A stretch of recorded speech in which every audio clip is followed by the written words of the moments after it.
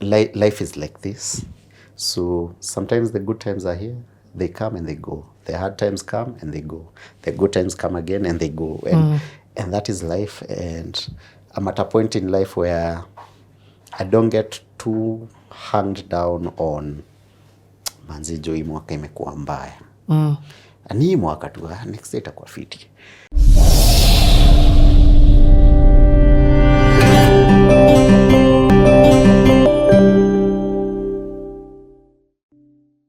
So for us, after 2 years, we were like, this is a non-negotiable. We genuinely just want our company logo up there. We want our company to be known.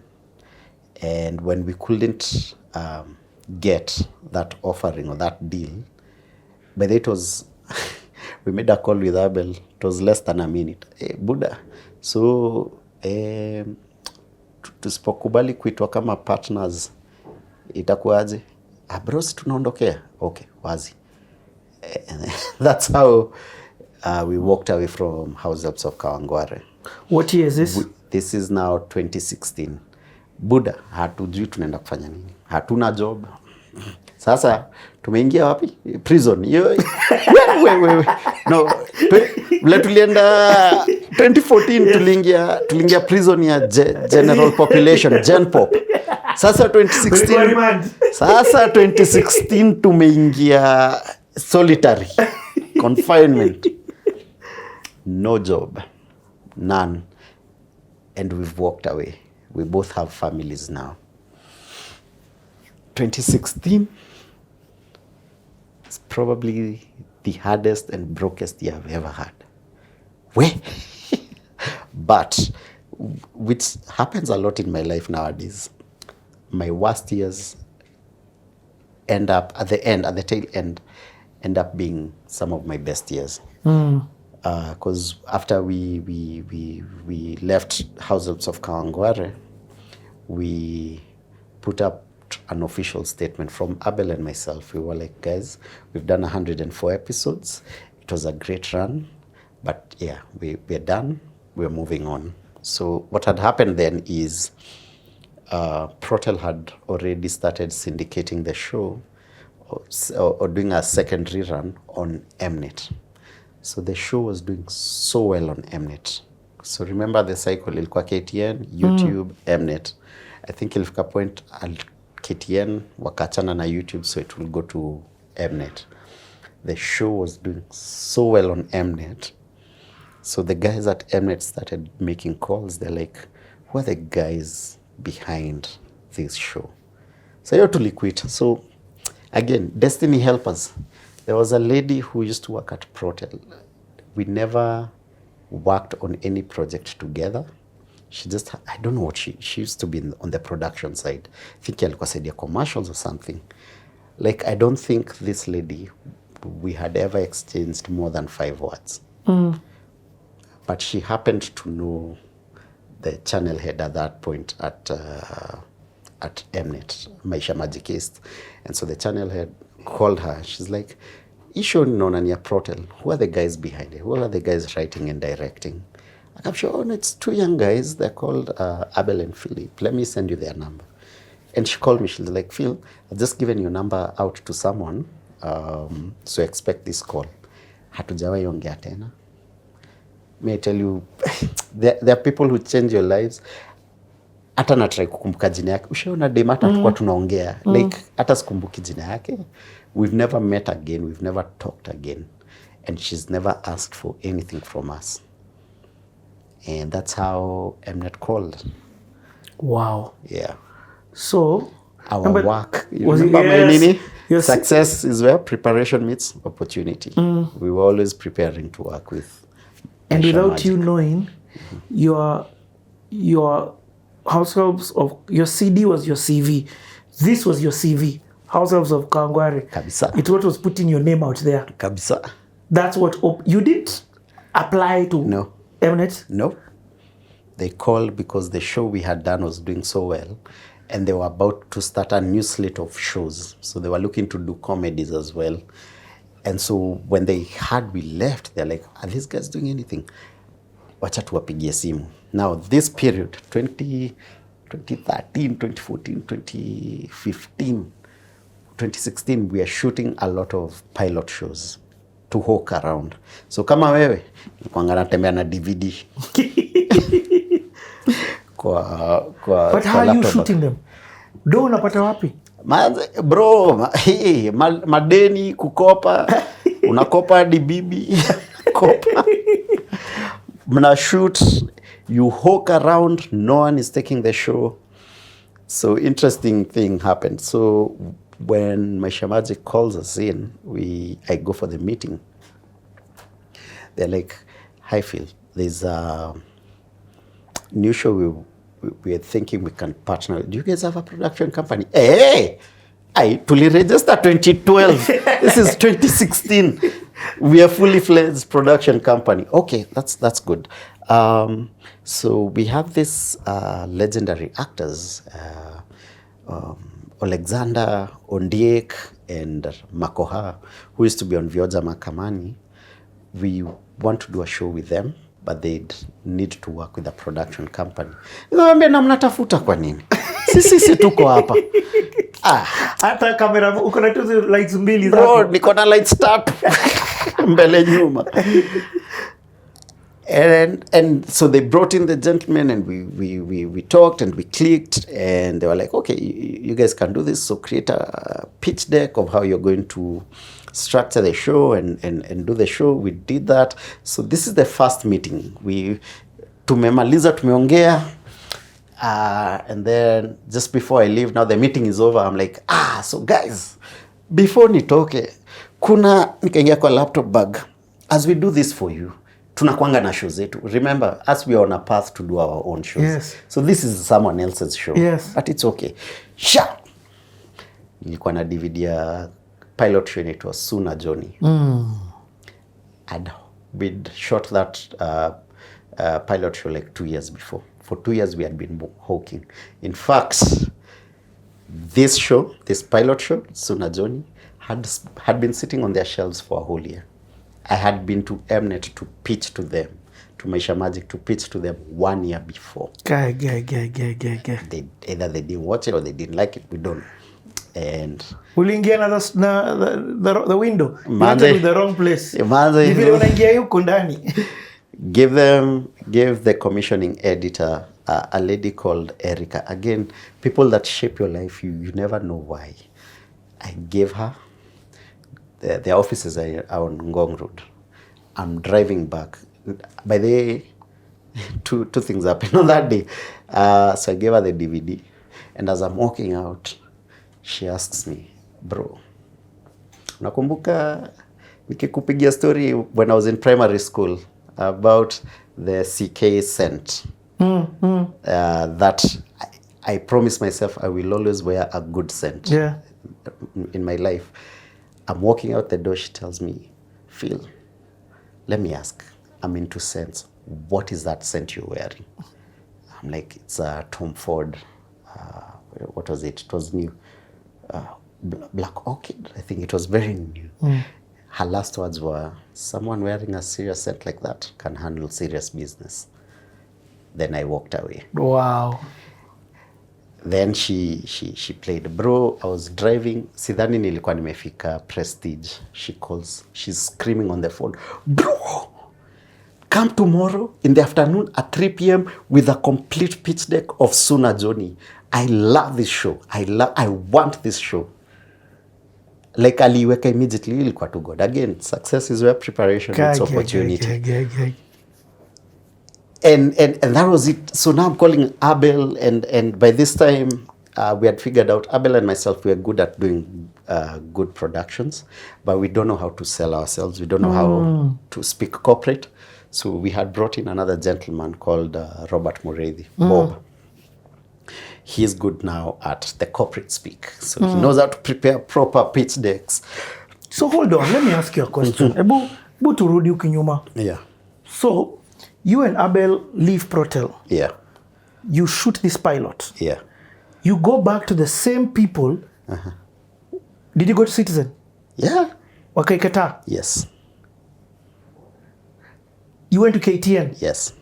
wakasema no. KTN showed a bit of interest, but they never committed. I don't understand this. You guys are the ones who've written hits. Is it that this show was not a hit? Are you getting what I'm trying to say? So, like you'll get with the Mnet story. Sometimes all it takes is one person.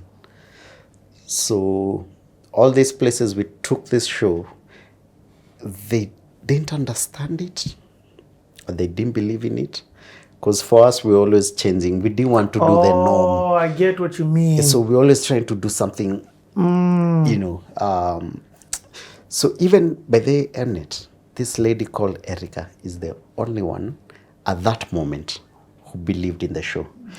Even on the next day, so we didn't sleep that night because it's making a pitch deck ready.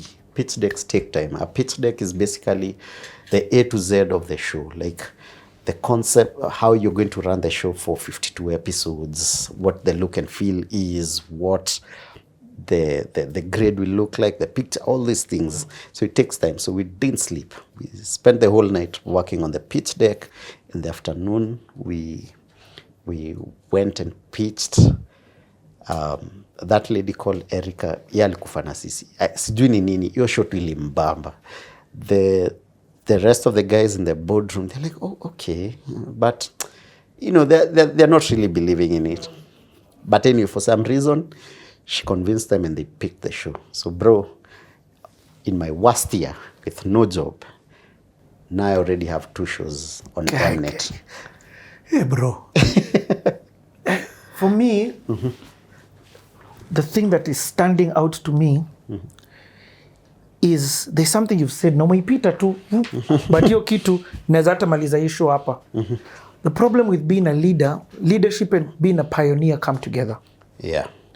So a lot, you see, even in Citizen, you went there, you changed their regular tidy high from up school to public school, private school to public school. Yeah. When you entered Protel, a segment of a show on Hapakule News becomes a full show ya Mambochi. Yeah. But the change that you do, even though you keep the accents, is that you make them have intelligent humor. Yeah.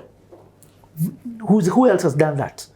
Do you get what I mean? Yeah. So the problem with being a pioneer, aka a leader, or sometimes the leaders are pioneers, is that you are alone. Only you are seeing this thing. So when you and Abel are making this show, ina wabamba, Ajab. you guys are just like, bro, we got this. Yeah. Umewaona kitu kama hii. Right. But it's only you. Yeah. What you don't know, it's just the 2 of you who are seeing this thing. Right. Until you meet somebody who sees what it is that you see. Absolutely. Now, the interesting thing is that lady, Erica, she believed in the show. She got us the contracts. But believe it or not, she didn't stay long enough to watch the show to fruition. She left the company before we even started shooting. Aya ni Mungu. Manze nikaa God alikuwa amemweka hapo tu ndio hao mavijana waingie. Yeah. Like kazi yake ilikuwa kutuingiza. Unajua inaitwa nini? Yeah. In the story of Joseph, Joseph alitoka prison aje. Kuna msee alitupwa ndani ya prison. Alikaa hapo 2-3 days. After 3 days, yeye na rafiki yake, his friend one was killed. Huyo msee alirudishwa. Yeah. And then that guy is the guy who told Pharaoh, kuna msee ana interpret dreams. Ako hapa. True. So she's your butler. She connected you to the place. Wow. And assignment done. Wow. So, how did you stay sane in this period of brokenness? How do you stay hopeful, bro? Mi najua no. Yeah. No inaweza maliza msee. Yeah. How did you have the product. You shot this thing. Umekopa loans. You've done all these things to make this demo. Right. So that you're going to go pitch. Because we are about to make it. Yeah. How don't you go back and just say, by the imagine, wacha tu nirudi Citizen. Then now you have the pressure. Unaongea juu your dad. Yeah. Your dad. Yeah. Now you have the pressure. You have a wife and a child at that time. How do you hear, bro? Oof. It almost breaks you. I'm like, it breaks you. It breaks you. kuna line pia si uambiana unachoka alafu we ni mwanaume unachoka una give up alafu. And I say this from a conversation I've had with my elder sister like a few months ago. And for some reason we just went into the challenges we've had in life and how we always just overcome it and positively go to the next. And she said, Philip, it's a choice you usually make. There are very many people who get to that challenge and they give up. So the choice of you choosing not to give up, to stay hopeful and go for the next thing is what has kept you ahead in the game. And she was very clear that does not happen to everyone. Not everyone makes that choice. So where that grit comes from, I might not know, because I keep saying I'm running away from poverty, but pia kuna hiyo kichwa ngumu ya dandora, I don't know, but consistently there's always that thing that it will be better, and this is just a phase. Yes, I'm broke now, but it's just a phase. And then consistently what I've seen with my life is you work now, it pays off after a couple of years. So even like the Trinity experience, it's not paying me now, but bro, niko sure hiyo kitu itaenda kunilipa ajab. And that has been consistent in my life, and I've made peace with life is like this. So sometimes the good times are here, they come and they go. The hard times come and they go. The good times come again and they go. And that is life. And I'm at a point in life where I don't get too hanged down on manzi jo hii mwaka imekuwa mbaya. And hii mwaka tu next day itakuwa fiti. So it's a combination of all those things. Ilikuwa so we quit and then what? We were already in hell. We might as well just keep going. Tuchomeke tu. Hatujakufa. Tuzidi. But it genuinely, mentally, that pushed me to the limit. And you think that is your worst prison. It gets deeper. It gets deeper. I'm as much as I'm laughing, I'm aware somebody is watching this now. Na wako hapo. Yes. You get? Yeah. I'm also understanding that you had the blessing of having somebody with you not give up. Sasa zingine uko solo. I think that genuinely just having, and at that point we were 3. It was me, Abel and Bob. So pia tulikuwa tunasaidiana. Like what are those 3 guys who walitupua ndani ya fire? I'm like coined. Kuna time tulikuwa tumesota. Kwa naka gari fulani. Abel's jimbo alikuwa beba yako. Kalikuwa chini. Lakini bro tumesota wanaume 3. Tunata pesa ya kufuel hiyo gari. Wow. So tumeingia kwa peti. I think walikuwa na Judy hiyo time. Alafu Abel na Bob wanaongea. So buda tucheze na 25. Okay. Aya bro, niweke 250 hapo. Maanze Judy alicheka. Like ni nini hiyo mnaita 25? 250 shillings. Like that's the only money you can fuel with. Yeah, so so that took us to an interesting. So at that point we got commissioned for 2 shows, Hula Baloo Estate, which is running to date. It's the longest running show, I'd say most successful show on Maisha Magic East, because I think now it's going on to 9 years. It's still running to date. And then Suna Jonnie blew up. Okay, wait. Yeah. The one you're doing for production for people is Hula Baloo Estate. Yes. So does your experience of doing production for other people, bro, uko na camera? Yeah. You're not citizen. Yes. So you see you're not citizen, you're not protel. So hujawahi fanya na hiyo mentality. Yeah. Are you getting what I'm trying to say? If you ask me to manage, if I'm managing a hotel and I'm the manager of the hotel and the hotel has all the facilities and I'm doing a conference, I'm using the facilities of the hotel. Right. Kwa sababu niko employed in that hotel. But if I leave and I'm given the same money to do an event. Yeah. Sina hotel. Yes. Unaniget? Yes. So I'm just trying to say, you said yes to do this production. You say yes, you figure it out uko mbele. However, everything prepares you for that moment.